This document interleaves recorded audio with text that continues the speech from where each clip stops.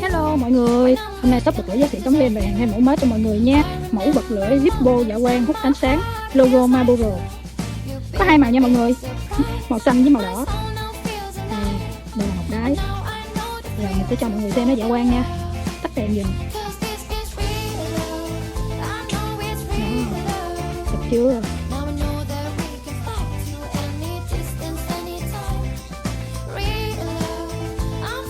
Đây là Marlboro đỏ.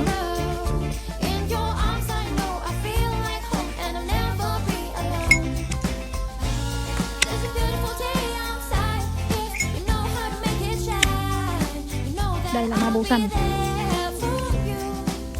Đèn xanh đá, nó sáng như đèn như vậy. Hàng rất là đẹp nha mọi người ơi.